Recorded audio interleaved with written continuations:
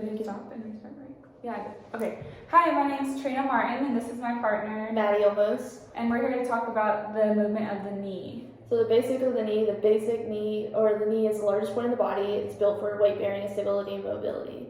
When it's fully extended in its position, it depends on its ligaments, meniscus, and mechanical screw home mechanism for stability. When it is for the bent position, it's unstable but allows for movement in several phases. And next you have your joints. We have a hinge bicondyle joint. Femoral condyles and tibial condyles are the two most important hinge joints. It's called a hinge joint because we have two femoral condyles articulating with two tibial condyles, primarily giving us a hinge joint movement, so bending in only one plane, but also can give us some rotational movements as well. Some muscles about the knee. So surrounding the knee function of both move and stabilize the joint. Two main muscle groups are the quads on the anterior side of the knee and the femur and the hamstrings on the posterior side of the knee. So when we're drilling right here, we can see that the quads are up here, femurs over here, and where else? Fibula and tibia. And what else? What else first? That's the next one. So ligaments. So next we're going to talk about the ligaments of the knee. You've got the ACL, which is your anterior cruciate ligament. You've got your PCL, which is in the back, the posterior cruciate ligament. And these two ligaments get their names from the, what is that called? The shape that they form. So they form an X, and cruciate means to form an X. And your ACL is anterior, so it's the front of the knee. The PCL is the posterior, which is in the back of your knee. And what the ACL does is it keeps the tibia in case any movement comes and you want to move your knee forward. The ACL basically keeps that tibia bone from going too much forward. It gives you just the right amount of movement. The PCL is controls the back of the tibia, the posterior side, and that keeps the tibia from going too far back. And so it literally lets you move your knee just as much as you want to and only as much as you need to. You've got your MCL, which is on the medial side of your knee, and this is basically for any movement or force that's trying to come on the inside of your knee. It's going to absorb that force and keep your knee from snapping in half, basically.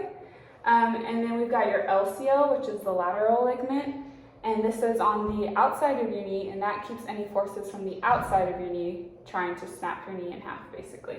So we've got these ligaments are very strong, and they help support us in lots of different ways.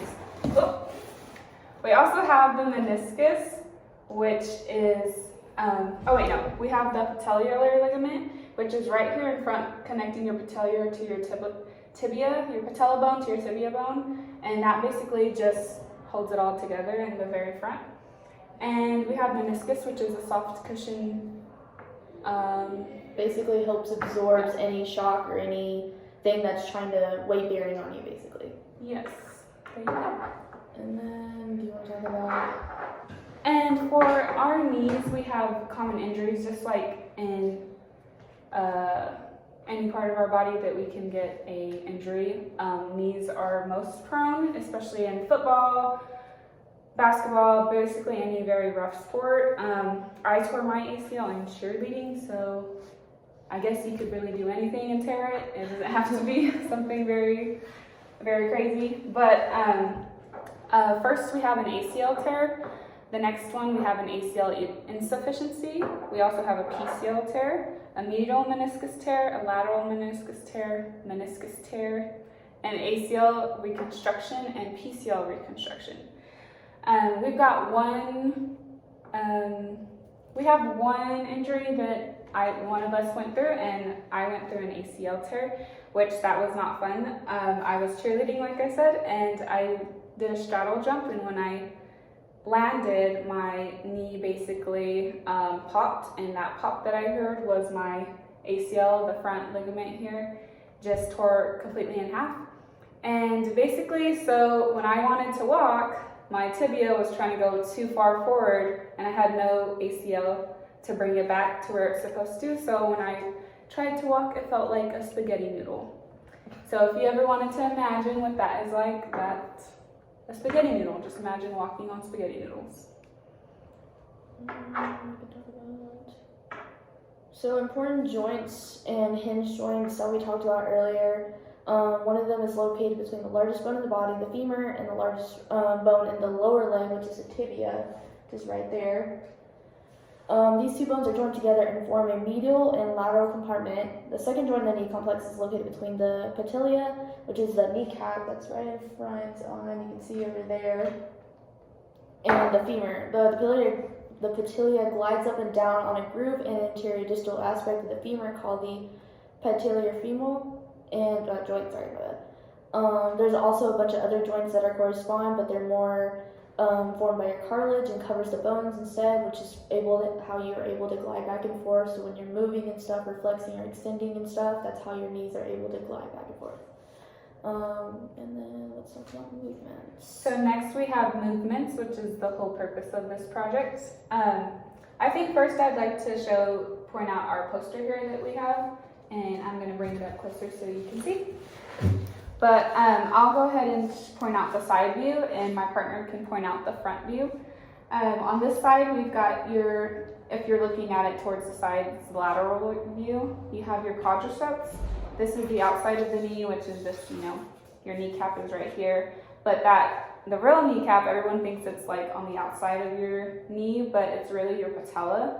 And your patella here is connected to the patellar ligament, which connects the patella to the tibia. You've got your ACL, which you can see right here, and your PCL, which is hard to see from the lateral side because it's behind.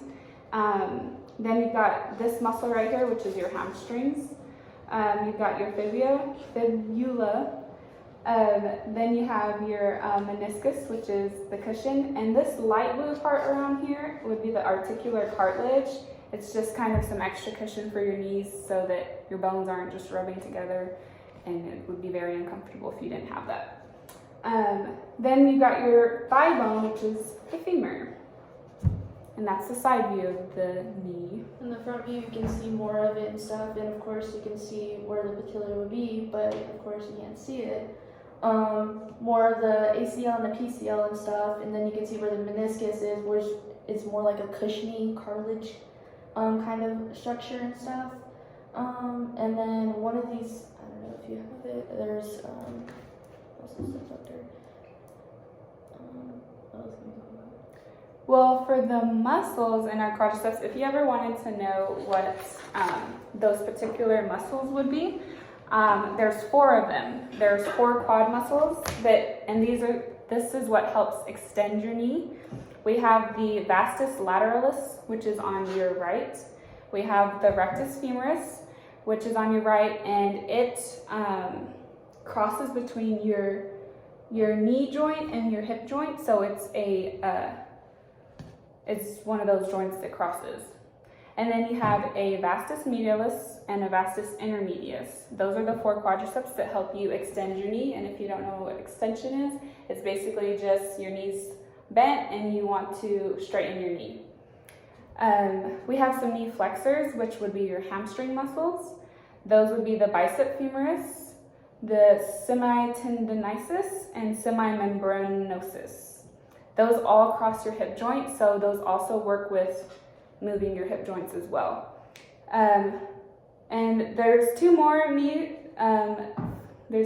flexors that help you bend your knee, and that would be the sartorius, which crosses the knee and also goes up to your hip. Then there's the gracilis, which is an abductor, and it also crosses the knee and also helps with hip rotation. It also helps with, like she said, rotating it, but also source can be where inflation can be due to injury and stuff. So if you get any kind of injury, that's most of the inflammation that will be at. Right. We also have I have one fun fact. I don't know if there's any more that I wrote down. But one of the fun facts is when you straighten your knee, this causes, anytime you want to straighten your knee, it causes them to lock. And what locking does is it helps, what is that word?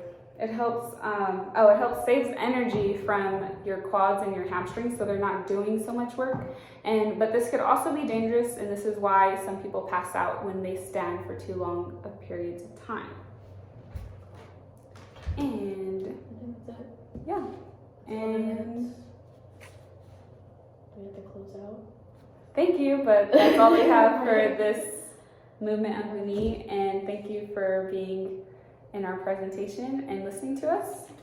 And if you have any questions, let us know. Thank you. Thank you.